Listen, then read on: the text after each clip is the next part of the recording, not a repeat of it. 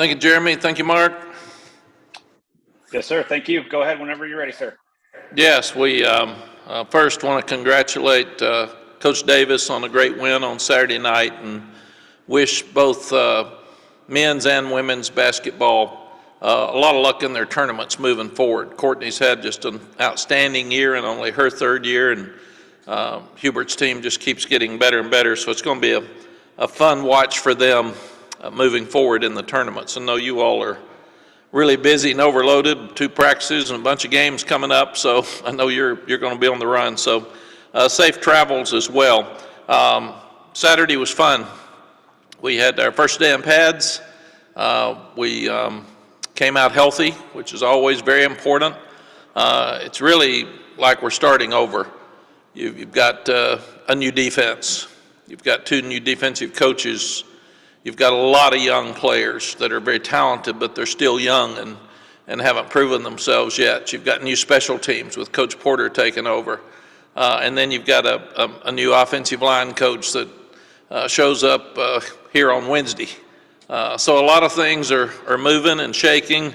What I do like is that I do feel like we're not there yet, but we're reestablishing our leadership, because that's what we've got to do. Michael Carter talked to the team, he and Miles Dorn, after practice on Saturday, and one thing Michael and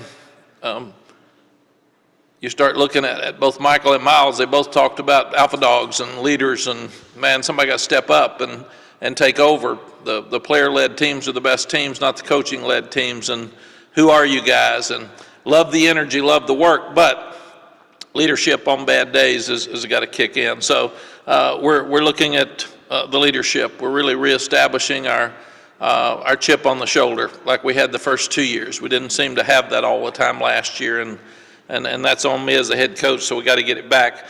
Discipline shows up with mental mistakes and penalties, and we're working really, really hard to eliminate penalties and missed assignments, and we did a better job in both those areas on Saturday. Still really new into spring practice and didn't do a whole lot, no game plans, but we had very, very few penalties, and that's something that helps us.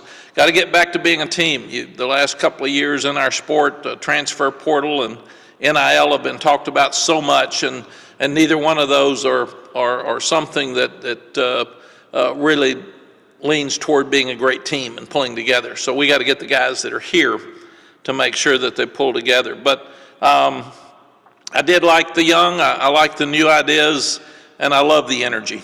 We had 119 recruits, I think, in this weekend. We had tremendous energy at practice and in the building, and so it's been a fun 3 days of practice as we get started. Coach Chiswick and Coach Warren are I think they're doing an outstanding job. They've got the players' attention. We pretty simple with what we're doing, but the guys, they chase the ball hard on Saturday, and I like that. And we're making some progress up front. One of the recruits came out and said, "Man, you're big on defense." I said, "Yeah, we are. We're big. Now we got to be good." But trying to play a lot of guys. Hate that we've got some really good secondary guys out. Tony Grimes even went to NFL Institute for juniors with the best players in the country this weekend, so he missed Saturday's practice, and he had a wonderful experience. So we had to cross-train and put some nickel guys at corner, and so that's good for us. Dontavius Nash is showing up.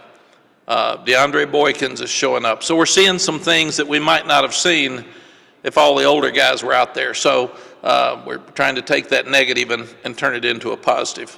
And Ray Vahasic's trying to coach all those young ones too and get them stirred up and get them going. So, but very, very impressed with what I've seen from Coach Chiswick. No drop off from his 5 years being out at all. And Coach Warren's really, really good at what he does. And also Pat Suddas coming in as our general manager. Pat and I had 3 great years at Texas together, and that's just been really, really smooth. I think he's the best in the country at what he does, and it really, really helps me. Takes a lot of pressure off me with roster management and recruiting because he's worked in that area for so long. Want to congratulate the guys that were in the NFL Combine this weekend. Sounds like everybody did a good job. There were rave reviews about Sam throwing the ball, and some of the receivers talking about it's such a great ball, but it was easy to catch. Probably the highlight of the weekend was Ty Chandler's 4.38. That was the second fastest time in the Combine, so good for him.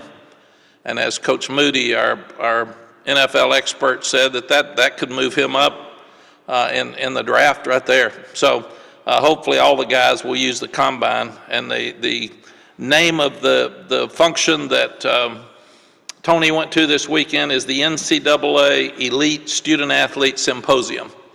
So it's the NCAA Elite Student Athlete Symposium. And I think there were 30 guys chosen by the NFL across the country to go to this symposium. So good for Tony, and AJ Blue went up with him and spent the weekend with him. So good for the guys that were invited to the Combine, all 5 of them. Our pro day is on March 28th, and of course you'll be invited to that. So all of our guys are getting ready to participate in our pro day, and that'll highlight the guys that did not get to go to the Combine. So we're excited for them. Lastly, and really what today's about, when Coach Searles decided he was leaving and told the guys on Sunday morning, on Monday morning, that he was leaving, I had to make some quick decisions, because do we move spring practice back? We got practice on Tuesday. How fast can we move? What do we do? I had to get a room full of young offensive linemen that were, their heads were spinning. Coach, we're all excited about starting. We got so many things they know we've talked a lot about. We had the most sacks in the league. We had the most tackles for loss. So we've been all over tweaking the offense to make sure that doesn't happen anymore. And then your coach leaves. So I knew where I wanted to go. As I said, I keep my list. I called and asked permission at about 10:30 Monday morning to talk to Coach Bicknell. I talked to him at 1 that afternoon on a Zoom call. He was getting ready to go to practice, his first spring practice that afternoon, to show you how crazy this business can be. Then that night he was able to visit with his coach and call me late on Monday night to tell me that he was coming. So a lot of things happened very, very quickly. Where I was lucky, and I always pride myself in trying to find the best guy and as quick as you can.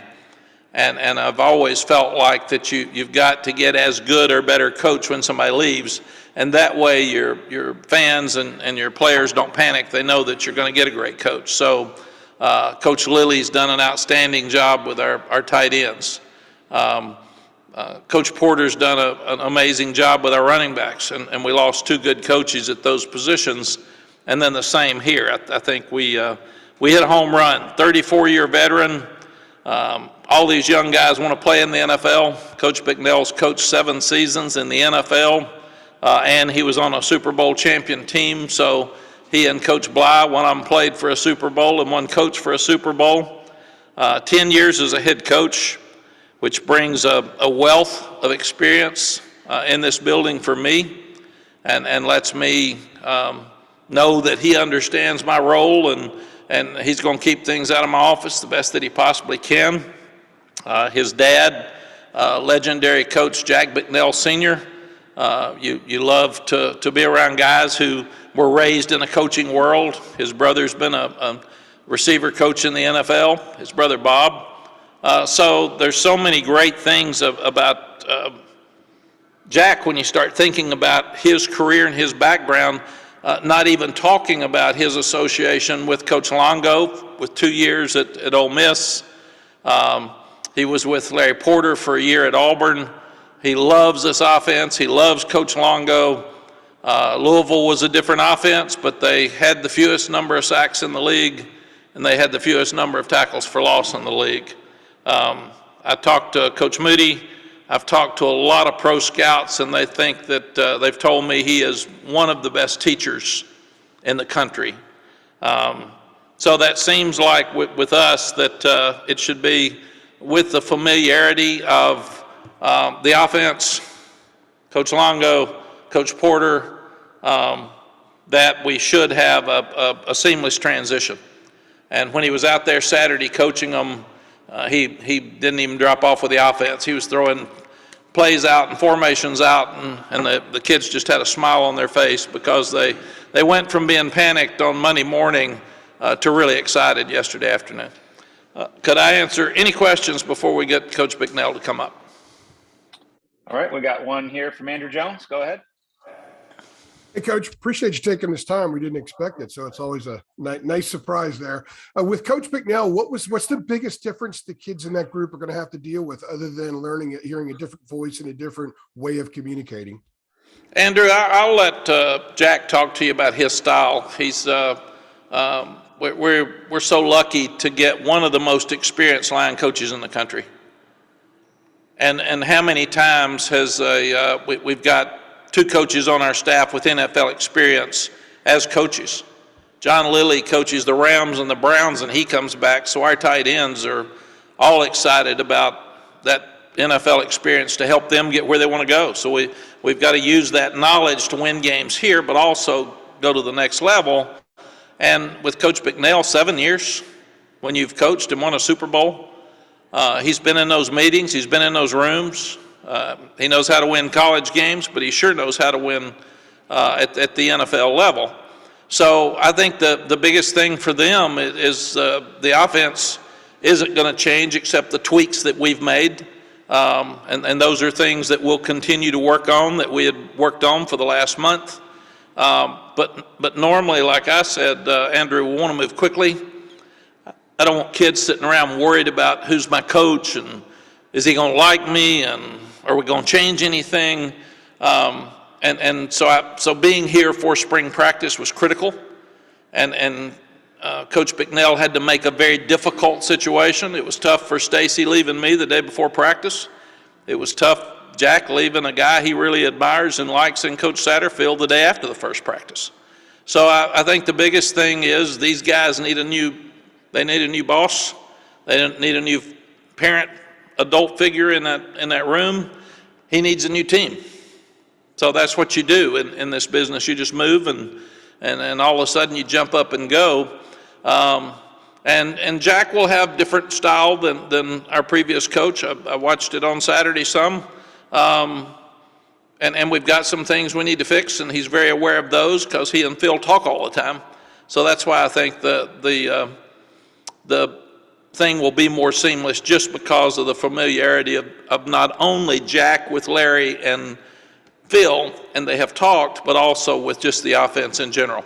Jack really believes in this offense. He really believes in Phil. With respect to recruiting, do you guys have a little bit of a reset with who you're going after as far as the offensive line targets, or just continue on the kids that you've been communicating with? Andrew, the best players are the best players. And Jack's a great recruiter, so most of the guys that we had approved, he'd already seen.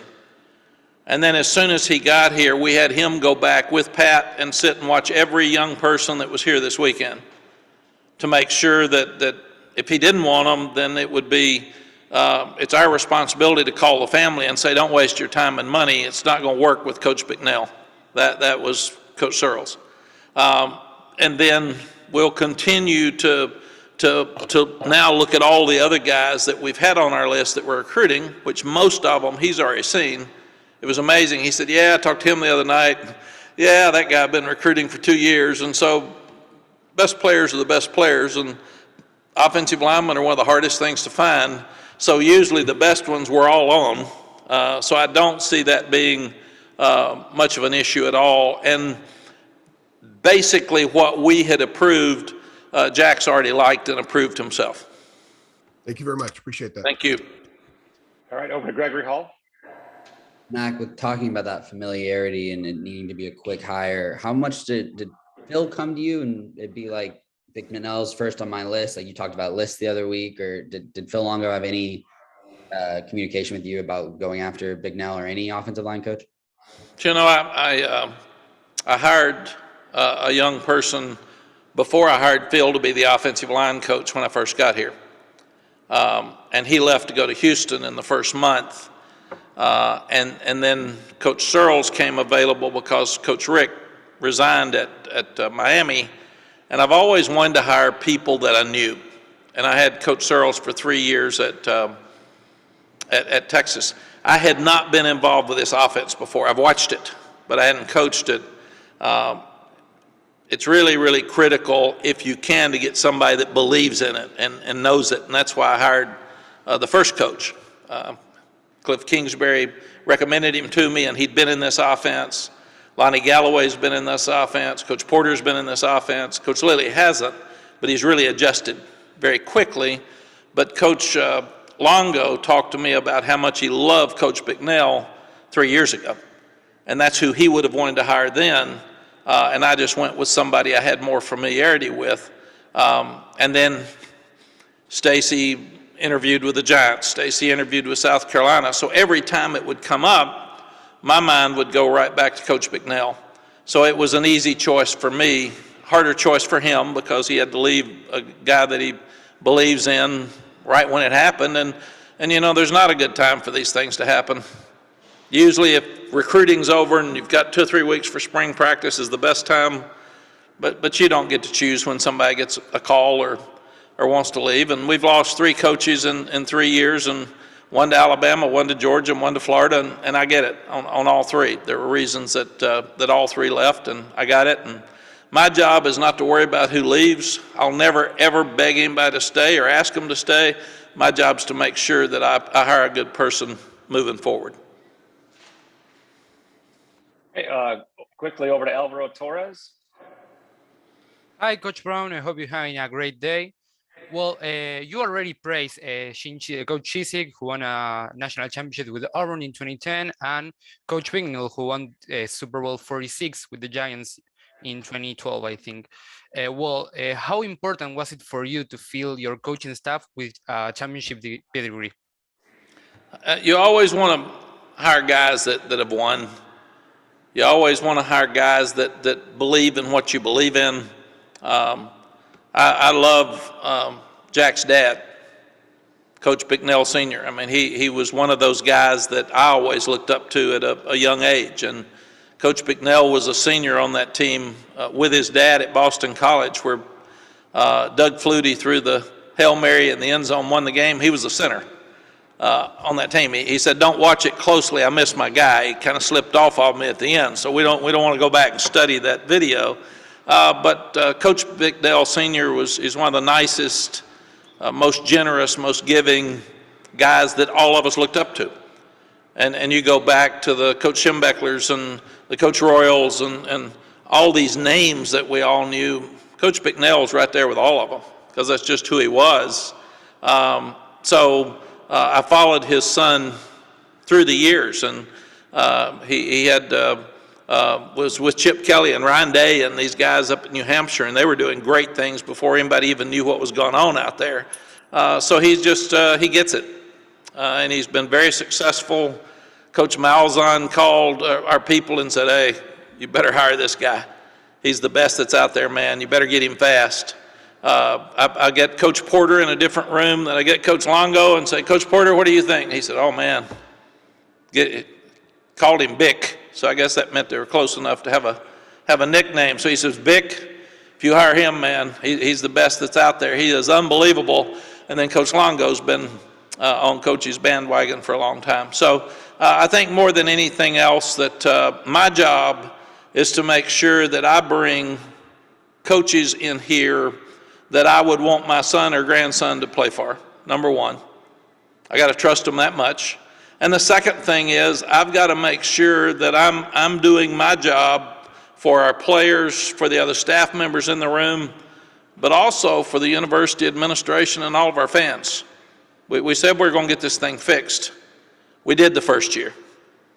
Orange Bowl second year. Third year we didn't reach our goal, so it's time to fix it. And to do that, you have to take drastic measures, and you have to make sure that it's not lip service. You change things, and we're changing a lot of things moving forward, and I'm really excited about it. Okay, last question for Coach Brown today will come from Ross Martin. Hey, Coach Brown, you mentioned that Coach Bicknell had a different coaching style than maybe Coach Searles. Can you just briefly mention what you meant by that and kind of what stood out from you from his coaching style on Saturday? Yeah, I think Andrew mentioned that more than me. I'm not going to get into comparisons because that wouldn't be fair to Stacy. It's always the guy that leaves that Well, that isn't here to defend himself. But it's a fair question, and I'll let Jack talk to you. The thing that he's been here one day, so I mean, watching him on Saturday. I've watched their video, I've watched their film, I like what he does, but I'm gonna let him talk to you about his style, and we appreciate Stacy and all the things he did for his 3 years here. Great. Coach, thank you so much for answering a couple of questions this morning. Thank you all, and here is Coach Jack Bicknell.